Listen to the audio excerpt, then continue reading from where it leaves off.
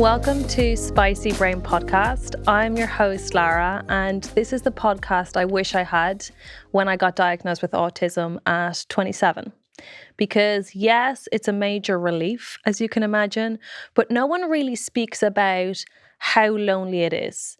You get given this amount of answers to your whole life, your existence, your identity, but then no one actually guides you on what's next, what you should be doing, what learning you should be doing, how could you accommodate for yourself. So as well, together with it being an invisible disability, it's very lonely, full stop.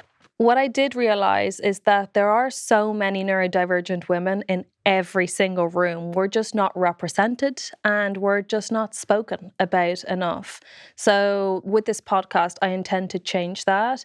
Spicy Brain is for you if you're neurodivergent, if you're figuring it out, if you're looking for a diagnosis, if you're an ally, a parent, or if you just want to learn about the spectrum. And along the season, I sit down in this studio and I speak with neurodivergent people, men and women who have been diagnosed earlier in life, later on in life, experts as well to come and educate us, and just allies really sharing their thoughts and lived experiences. And since I'm asking people to come here and sit down with me, I think it's fair that for the first ever episode of Spicy Brain, I share a little bit about me, about my story, about how I got diagnosed. But I do need to caveat that I hate speaking about my emotions. It's not a forte. I neither love looking into the camera. They're not my strengths. However, I do feel like it's important for people to hear my story because my story isn't unique and it's not special. I'm just a normal girl who got late diagnosed with autism, and I know that there's so many other people like me out there. So this space is for us. And today's episode is about bringing you on the journey of a little bit about Lara, what these past crazy 3 years have been, and the journey to diagnosis. So where shall we start? Let's start when I was 27, 3 years ago, and get told you're autistic. But before we do that, let's rewind and put yourself a year before my 27th birthday, where we were locked up in COVID and we were thrown into isolation. In very sad times and confusing times, if we just use the isolation as per se, a lot of people were anxious about it. People weren't really used to being alone with their own emotions. I actually loved that part of COVID. I thrived. Obviously, I wasn't diagnosed, but being isolated and just having my own space, not having any expectations to go out and socialize and go into the office and commute, all that instantly was removed, and I was just the happiest I'd ever been. I was waking up, I was working, I didn't need to engage with people. It was on my terms when I was on meetings, and I just really loved that period of time. But what happened then was that as time went on and isolation went on, I would realize that when going out into society, say to the supermarket or to do little things, it was as if I had completely forgotten how to do it. And it was a confusing experience because I would go to the supermarket and something that I would used to do alone, I really struggled out of nowhere, and I couldn't go alone without really getting into this nervousness and anxiety. And it wasn't because of the fear of getting sick, which yes, of course, and I know so many people went through that as well, but it was more the socializing aspect, seeing people, having to conversate, the cashier asking me something and me not knowing what to answer or what queue should I go into. It's all those things that just filled me with fear, and I lost my ability to do it.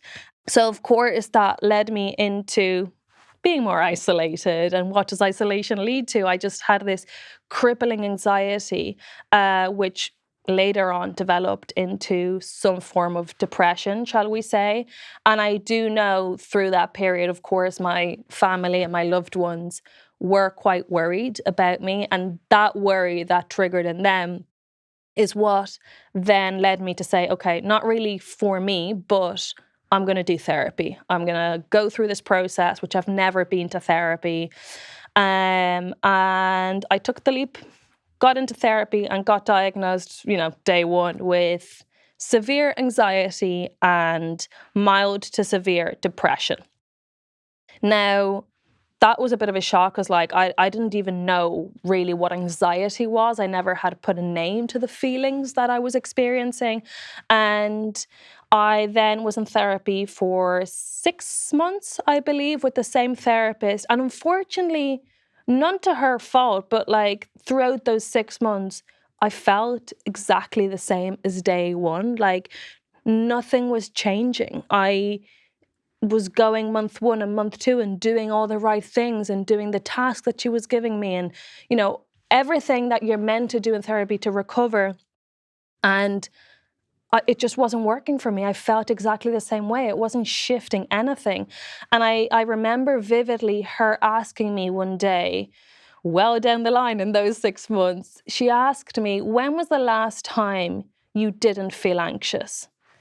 And that question brought me back very weirdly to when I probably was 5, 6 on a school bus on my way to school with this incredible feeling of sickness to my stomach of just having to go to school and having to be around other kids and having to be in that environment that wasn't with my safe space, which was my mom, my dad, my siblings. And then that made me realize that probably was anxiety. And if I've felt this way my whole life, I've fundamentally felt different. I've always felt different to other people. Therefore, whatever she's telling me of anxiety and depression, yes, probably I do have that, as you would describe it, but it's not the primary thing I'm experiencing. I feel different, and those two things are a byproduct of whatever else it is. I didn't have the words for it. I didn't know anything about really autism or anything of the like. So I decided in that moment, okay, well, if in 6 months I haven't been able to shift it, I just want to take some time out. This isn't working right now. I'm going to take a break and I'll go back to therapy. I promised my family I'd go back. This is not a no for, that's it. I'm never going back. I just needed that break to take a step back and just, 6 months is a long time. And I remember then one day sitting on the sofa, and one of those gloomy days that I was feeling just a pity party about myself and just in general life, I was watching Love on the Spectrum. I was watching it and I just put it on as a matter of entertainment, really, because I didn't know anything about autism, the spectrum, ADHD, nothing really. I didn't have anyone in my family that was diagnosed with autism. So I just put it on as you would put bloody Love is Blind, entertainment, right?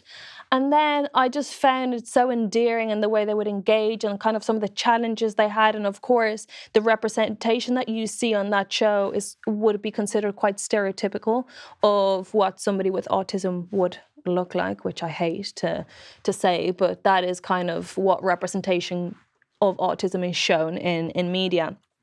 And for my own education, I just pulled up Google and I said, what is autism and what are the symptoms? And just reading through, I don't know if anyone has ever experienced this before, but I was reading it and then I thought to myself, tick, tick, tick, tick, tick. And I thought, shit, I actually might be autistic. And I might be autistic because I have scored a 10 out of a 10 in every single one of these symptoms that autism has. And then I instantly was like, it's not possible. You are 27, you are in a relationship, you're independent, you live away from home, you have a job, all these stereotypes that we have of autistic people. I was putting on myself and I was gaslighting myself because I wasn't educated. I didn't really know what the spectrum was or what people looked like on the spectrum as well. So, I instantly shut that option down in my mind and moved on. And then the next day, I Googled a bit more. I felt like it was my dirty secret because I didn't tell anyone. And I was just like learning and educating myself of like, potentially could this be? But then automatically gaslighting myself again. But in one of those days, I pulled up some online questionnaires that you can do. And I actually, when people come to me and ask me, how do you go about getting diagnosed? I always guide people to these questionnaires. They're a very friendly entry into navigating a bit of the process and understanding some of the questions that you're going to be asked. So I did 4 of those tests, and again, across the board completely scored 10 out of 10. You are autistic. And I thought to myself, is this a possibility? Could I be autistic? What does autism in women look like? And what does autism look like in a woman who's 27? And I thought back then I had most of my life figured out, right? Obviously not. But that's what I perceived myself to be. I just kept it a secret. I didn't really communicate it with anyone because I felt embarrassed as well. I was like, if I'm having those thoughts about myself and gaslighting myself as to it's not possible, you aren't autistic. Of course, other people are going to say, you've lost the plot. This girl has gone through depression, has severe anxiety. Lock her up. She's sick. She thinks she's autistic now. It's not a possibility. So obviously I went to worst case scenario and thinking that my extremely supportive circle and family and boyfriend would completely abandon me on this idea that I had. And, obviously just the worst case scenario, as sometimes we tend to do. And one day my mom randomly told me that a family friend, had just gone with their 14-year-old daughter to a clinic in Ireland, and she got diagnosed with autism. And how incredible was it, because she was struggling through school and through things that she was going through, and how amazing was it that she's gotten a diagnosis. And I was like, Lara, this is your chance. If there's a moment, it's now. So that's when I told my mom, actually, I've taken time out of therapy and I've been doing some reading, and I was like, and I think I might be autistic. And my mom, as loving as she is, just received me with the warmest arms and encouragement and said, well, let's go figure out. Let's ask those questions. Let's see if you actually are. Let's go through the process if you want to. And then I started telling my sister and my boyfriend, and again, their comments and how they were receiving it. It was just so open-minded, and that made me realize that throughout the process of me mentally struggling, everyone around me, and I'm so privileged and blessed for that, all they wanted was for me to recover and to be better. And if helping me find answers, whatever answers that was,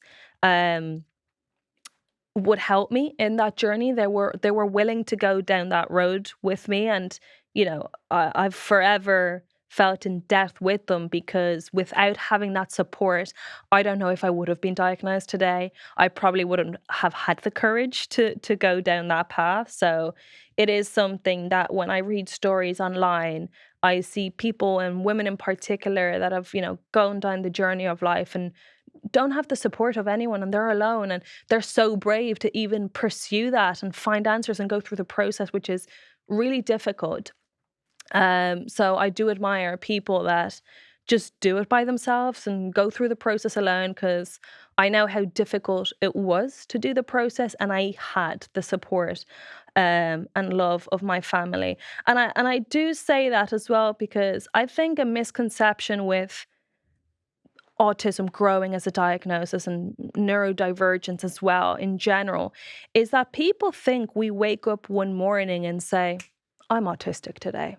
I want to rock my world. I want to shift at 180, and I'm going to tell everyone I'm autistic. It doesn't work like that.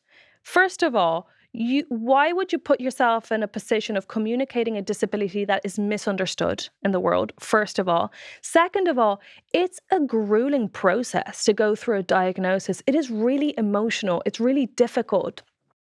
It entails a lot of documentation and also experienced people. It's not something that you decide one day. And yes, self-diagnosis is is a thing and it should be respected as well because of how difficult the process is and also how costly it is for many people. But it isn't a simple process. It's very long and difficult and emotional.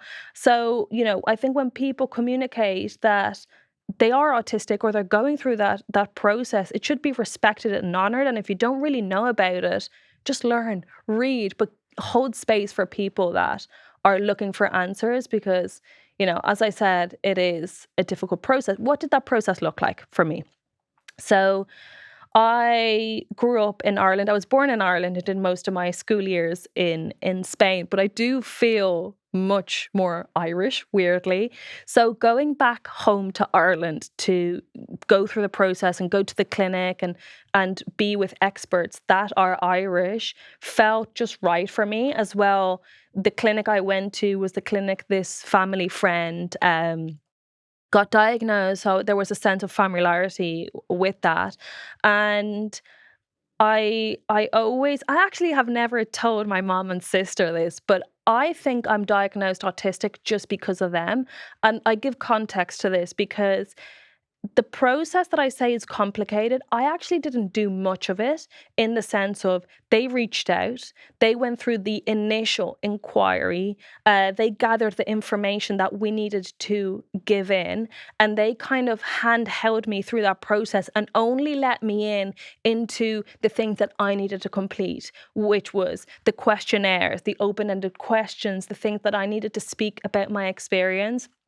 To the point that before we entered the process, the clinic director reached out to me, which I love her forever, and I'm so grateful for her. She was just so kind and lovely in the whole process. Anyways, I'm going off track, but she reached out to me and said, "It's lovely to meet you, Lara. I love to see that your mom and sister are supporting you through this journey, but can we just validate that this is something that you want to go through, that you want answers for yourself?" Because they were helping me so much that she needed to to get my consent to go through the process. And I was like, 100%, I just don't feel capable to, like, all the steps and all the documents. I would have instantly felt rejection towards it, and I would rather not know than go through the process. So having their help there was absolutely amazing.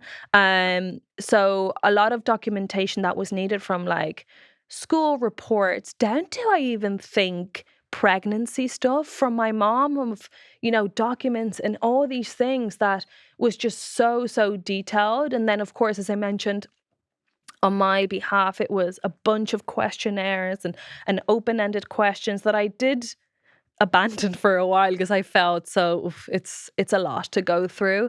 And eventually I did it, and once everything is handed in, I believe they assess it. They see if you're fit to come in for an interview, which is kind of like the final test of the potential diagnosis.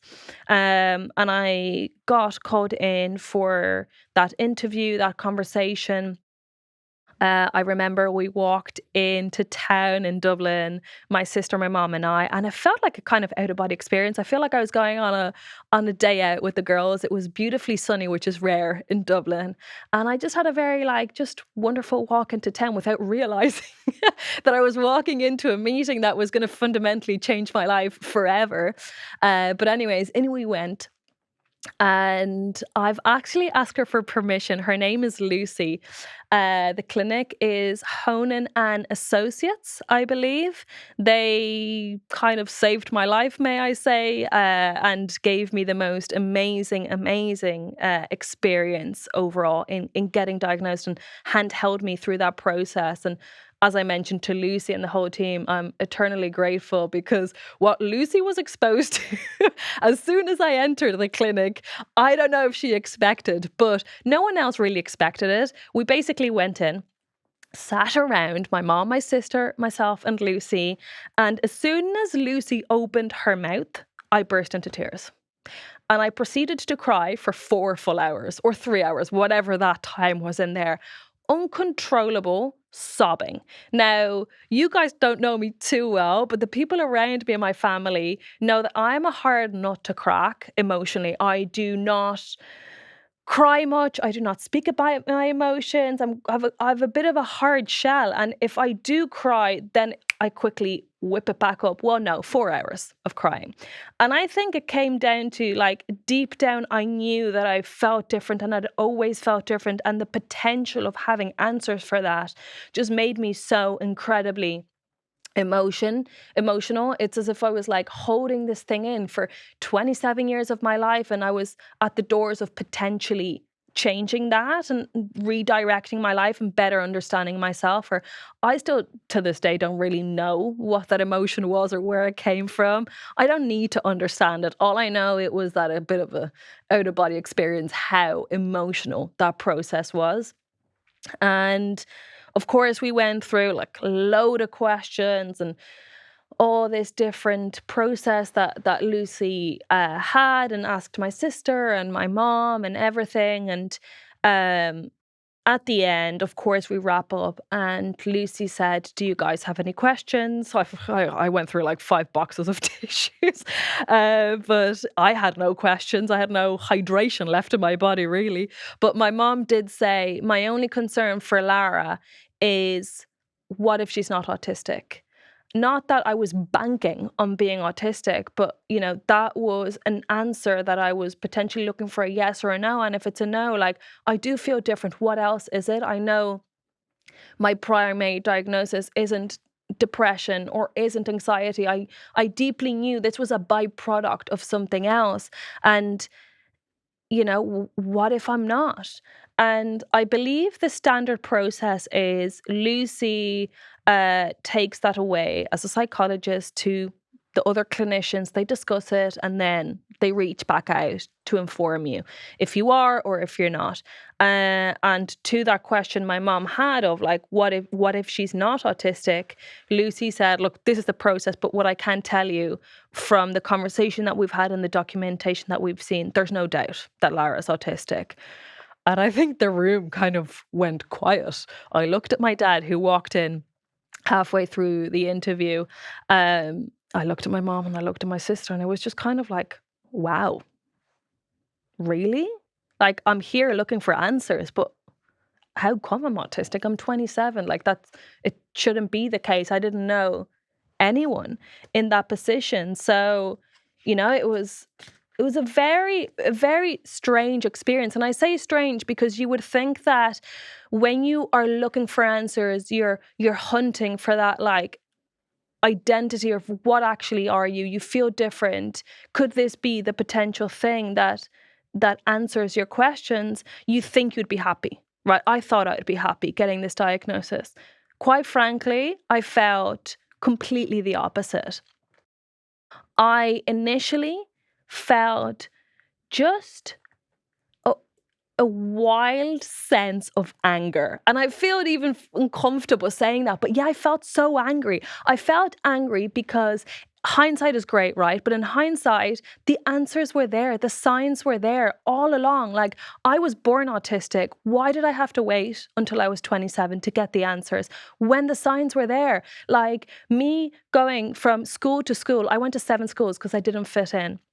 Me getting bullied because I really struggled socially. Then in my teen years, me leaning on alcohol because it was a social crutch that would help me ease into that much better. And then into adulthood, before I was 27, experiencing extreme burnout in the workplace because 9 to 5 is not built for neurodivergent people, but I didn't know I was neurodivergent. So all these things just made me feel really, really angry. And I'm not an angry person. So I was like, just like throwing the rattle out of the pram as to annoyed at the world. And no one's to be blamed for this. The least people that are to be blamed for that are parents who have late diagnosed children. It's neither the teachers in schools. It's just society in general and the lack of understanding. And once again, the medical field failing women and how we're brought into studies and all the rest, right? Like, we can go on for years and years about that. The positive thing is right now that I believe that if I was born today, I would be diagnosed as a kid, as a young little girl. And that heals me to some extent because fair enough, I waited 27 years and the signs were there. But we have progressed. There has been advancement, and there are more conversations like what I'm doing today about what does autism look like in young girls, but also in adult women. So that was definitely one of the feelings I experienced. The second feeling I experienced was unfairness. And again, a feeling I haven't really experienced because I would consider myself a positive person. If things happen a certain way, like, my journey is my own and I'm forging my own luck. But that unfairness of like, why me? I did experience, unfortunately. And I think the unfairness came from a place as well of if me, Lara, in a high performing job, which I was working in cloud software and tech, if I'm in this high pressured environment, independent, in a relationship, pay my own, like rent, all these different things that wouldn't be perceived as a stereotype. If I'm diagnosed autistic at 27, what about all the other women that don't have answers, don't have the support system to get these answers, probably are well into motherhood and still don't know they're autistic? And I felt that like heavy unfairness as to like, why women, why us, why do we have to wait for a diagnosis? So those were some of the negative feelings I did experience. It's not all negative because, of course, as you can imagine, there is relief in getting diagnosed with autism. Some of the things that I did feel is that, of course, I fundamentally felt different my whole life. And I knew that from when I was a kid. I didn't socialize like my siblings. I didn't show affection like them. I didn't enjoy being out with friends like them. And all those things were signs that like I felt different. And by getting a diagnosis validated my experience. And that was really rewarding for me because, as I said, I was gaslighting myself through life with a lot of the experience that I had. I was trying to fit in. I was trying to mold into different environments and social spaces just to do what other people were doing, when in reality, I knew I wasn't enjoying. I knew I was really uncomfortable. I just was doing it because that's what you're meant to do in a neurotypical world. So it was incredibly validating to hear that I am autistic and that my experiences are real and that it's normal that I'm uncomfortable in X, Y, Z. And I struggle with these sensory sensitivities. And then another feeling I did experience was deep, deep gratefulness. And the person I felt so grateful for was my sister. And this is something I don't think is spoken about enough with late diagnosed people with autism, that we heavily have relied most of our life on that older sibling. And that older sibling for me was my sister, because throughout my childhood, she was also moved from school to school with me. She helped me make friends. She shared her friends. She protected me when I was being bullied. She put words to my emotions that I didn't even know how to communicate. And she navigated life with me, probably knowing I was a tiny bit different, but neither of us had the answer. So we just cracked on. And she's really taught me everything I know about womanhood and socializing and everything. And I feel that many autistic people can relate to this. When you have an older sibling, all I would do is look, learn, and repeat. And that was my master plan of masking. She was my muse, and all I would do is copy her and make it my own, to be able to mask, to be able to know what good looks like in society. How do you be funny? How do you socialize? How do you hang out with people? What makeup? What dress code? Like, what are the rules? All these different things is something that I've learned from her. And to reach 27, masking my whole life, and I've had a pretty decent life, like that's thanks to her, because I've learned it from her. So of course I felt those emotions of like anger and unfairness, and then the cycle of like validation. But that gratefulness is something that I don't think is spoken about enough when you're late diagnosed autistic. And she knows, I do tell her, but I am eternally grateful for her, because she generally just shaped my life into the woman I am now. So if you're out there, Lena, I do love you. I hope you're crying as well, because that was a lot, okay? That was a lot of emotion. Okay, so all those feelings that I've spoken about, and time goes on, and Lucy, the psychologist, did tell me, like, as autistic people, we deep research, we get hyper focused and we dig into subjects. And the nature of it is you get diagnosed with something that you're not really familiar with. So I'm obviously going to research on it. I'm going to hyper focus on it and I'm going to learn everything about the autistic spectrum. She recommended against that. And that was the best ever advice I received in this journey, because what she told me was, live your life like you were. Just go out, don't overlearn, don't overthink, don't dig in too much into things. Just continue life as you are. You've received answers. It changes everything, but nothing in your life changes. There's no cure, there's no medication. You just need to continue living and learn a little bit more about what are your triggers. What were you masking before that now is becoming overwhelmingly annoying? Tone into that, listen into that. Just hear those little things that are very annoying, that don't help you have an easy day-to-day life. And those are the things that we're later on going to fix. And initially I was like, no, I need to read. I obviously took her advice, but I bought like 15 books on autism that then I felt rejection when I was processing through these emotions. And I've still never reached out to those books. Like, they're in my shelf. I'm never going to get rid of them. But I just feel like some negative feelings towards them because I associate them to that time in my life where I was really struggling with coming to terms with being autistic. So of course, I took time, I lived, I did my day to day, and I processed those emotions. But something that I came back to time and time again was that there was no representation anywhere I looked. Like, and what I struggled as well is that our disability is invisible. So the likes of somebody that is in a wheelchair or has some form of physical disability, they would be able to quickly see someone with the same disability, relate to, and have that connection. We can't do that. And I really struggled with that.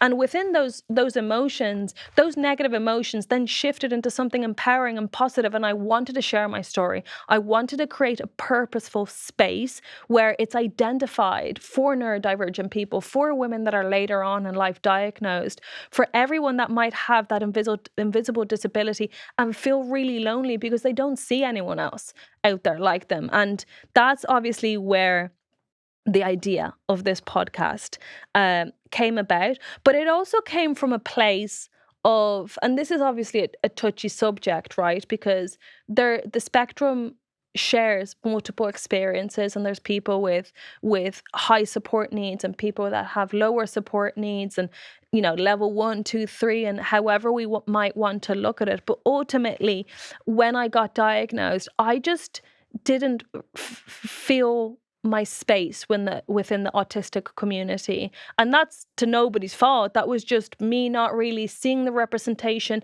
but also my own fault of not wanting to be vocal about it because I was expecting people to question me or shut me down or tell me that I'm not autistic enough. And probably that was feelings that I was feeling, and I was reflecting that someone would react that way if I told them I was autistic. And that is a combination of comments that I did actually receive from people in the medical field. Actually, I do believe in some occasions, doctors and some nurses that aren't specialized within neurodivergence aren't the best with the comments they share. They're the ones to question. And I did go through that. And of course it came with emotions, but that coupled up with my own gaslighting behavior that I was working through just made me not really want to claim that identity and be proud of being autistic, and then not seeing the representation within the community.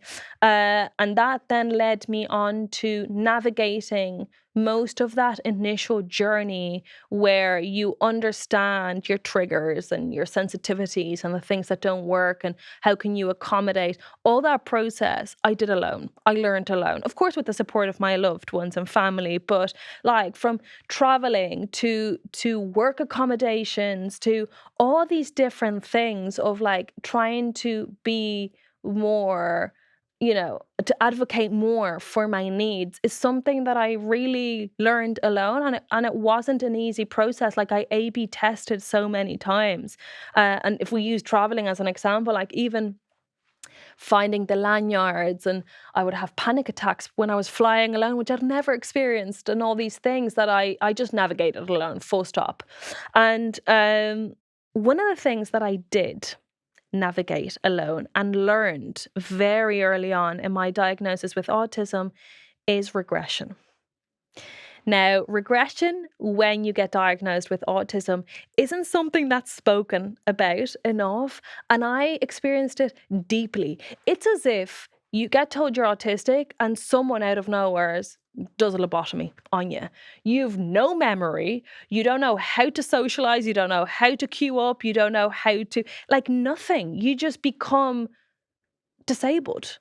And it's a process that's deeply upsetting and confusing. That's at least how I experienced it, because you've known how to do something most of your life when you're late diagnosed, and out of nowhere, when experiencing regression, you want to, you're capable, but you can't, and you don't know how, and you can't do it alone. And now you have to depend on people that you never had to, and it's just this frustrating, confusing period of the diagnosis that I really, really, really struggled with personally. From, as I mentioned, traveling.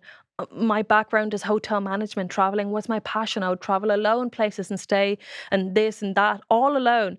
Out of nowhere, then I couldn't board a flight alone because I was having panic attacks. To going through security, I would be completely in utter tears because of the overwhelming noise.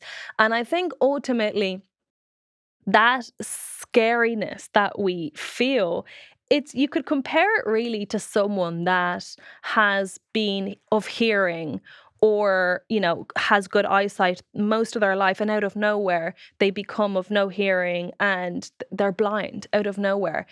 You grieve that old version of yourself that you knew were so capable, and now you feel disabled and you don't know how to fix it, and you have to grieve the fact that this is your reality, but also the fact that you're no longer that person. And I think if you're going through that process of regression with being diagnosed autistic, just know it does get better. It's not forever. And at least that's my experience. When you're in that moment, you do feel like you're never going to go back to your old self. This is your new reality. But you need to see it as everything you're doing is becoming 10 times harder, from work to traveling to socializing to doing your laundry, all these different things, because you're now aware of a disability that you have, right? And with that disability, you become aware as well of all the sensitivities, the noises, the textures, all these different things that before you would just push through. And the fact that you're experiencing that regression, all it is really, it's an opportunity for you to relearn. What do you like? What do you not like? What are your triggers? What things are a big no-no for you without masking? So then when you go back out into life, you're able to advocate for your needs, to accommodate yourself. You're able to put yourself first and not having to mask 24/7 to fit into a neurotypical world. So I think regression is extremely scary. I experienced it in a very, very, very scary way. But there is the other bright side of regression, and you learn. And I've learned so much more about myself within that regression period, and I've come out so much stronger. I'm so much more confident in who I am as a person, and what are my needs, and what does life look like for me right now. It's all because I went through that regression, and I gave space for my emotions when I got diagnosed with autism to just feel it. People know, running was a major thing for me. I share that on socials. I speak a lot about it. I work with race organizers now, which is a dream life for me, to just consult on how can you make races more neurodivergent friendly and all these things, because running was my escape in the way that through movement, which yes is a form of stimming, gave me that space to really grieve the old Lara, the version that was masking, that I don't even really recognize anymore, because I was trying to fit into a life that wasn't representative of me, who I am, my morals, and what I stand by. And it allowed me to shift through movement into this new Lara, my new reality, where I've found a new identity. I understand myself better. I know what makes my daily life easier. I'm not glorifying it, by the way. I have daily challenges that are really difficult and you can't see and no one else can see. And even my loved ones, I don't like sharing it as much because it's my issues, it's nobody else, but I really struggle with many things on a daily basis. I just have learned how to protect myself with a bubble so it doesn't become extremely, extremely debilitating in the long run. And there's small things that you compromise one day and then the next day you have full rest and recovery to make sure that you're giving yourself that space. But ultimately, like, going through that process of getting diagnosed with autism changed my life completely. And it changed my life initially for the worst and then for the better. Because what that's led me on to now is, as I mentioned, I'm 30 and I had built for, my whole life a career that I was extremely passionate about. I was extremely aggressive in progressing and getting promoted and making as much money as possible, as like many of us come to London to do. To then realize that the corporate world is fundamentally flawed for neurodivergent people. I experienced burnout after burnout because it's built for neurotypicals. And whilst there's nothing wrong in theory with that, because the growth of being neurodivergent is somewhat new, and of course people need to catch up with accommodating, that doesn't leave neurodivergent people in a great place in the workplace. And I experienced that. I was so passionate about my career, but I became debilitated by trying to fit into processes and systems that just weren't able for myself and my brain. And I then found myself in a extremely privileged position that, because I'd worked for all those years and been so passionate about my career, of course in the future, I want to have kids and I want to pursue that family life, if you wish. And right now is that window of my life in which I don't have a mortgage, I don't have kids, I don't have those responsibilities that to some extent you could perceive that tie you a little bit back to chase your own dreams very selfishly.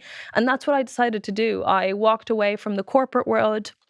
It was a difficult decision, by the way, but I did. I walked away and decided to do things like this, to hold space for neurodivergent people, to have those conversations with race organizers, and just to chase my dreams as it relates to driving awareness for what autism looks like when you get diagnosed later on in life, but also for everyone on the spectrum. Like, whilst it might not be my experience, I don't only speak for myself, I speak for autism in general. Like, let's drive awareness together. And that's what I want to foster in the space, is by sitting down with people that have kids that are profoundly autistic. So late diagnosed people like us can learn more and be more understanding and more respectful of their reality, which is very different to my reality.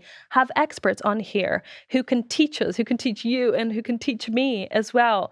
Because something that I did realize, and as I've mentioned so many times in this episode, is that I'm incredibly blessed to have a family and a partner and a system and circle of friends that are deeply understanding and loving and encouraging me, and they platform me in everything that I do in my life and have never put me down. And I know that that's not everyone's reality, but I do as well feel that sense of loneliness because no one around me is neurodivergent or is diagnosed autistic or, diagnosed ADHD. Whilst I might have some suspicions, they're not diagnosed, okay? So let's keep them in the closet until they're ready.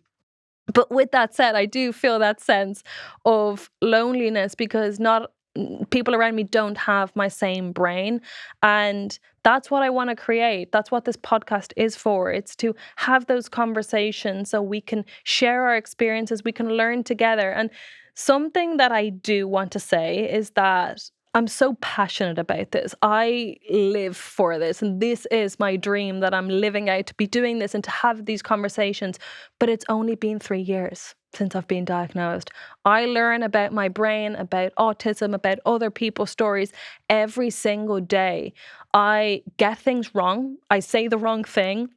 So I don't want you guys to have the expectations of me being an expert, because I'm not even an expert sometimes in how autism shows up for me. But what I do want to foster here is that learning. I'm learning every day. I'm learning with the conversations I'm having with the people that sit down here with me. And what I wish is that we hold space for each other. We come from a place of understanding and love and mutual respect for people's experiences. And you allow me learn on this journey. But what I do really want to do is that you and I go on this journey together of learning and just trying to understand ourselves a little bit better and raise awareness as to what does autism look like across the spectrum, because it is important to have that representation. So come along with me on this learning journey. And ultimately, I'm just really happy that you're here. So I guess with that said, I'll see you on the next episode.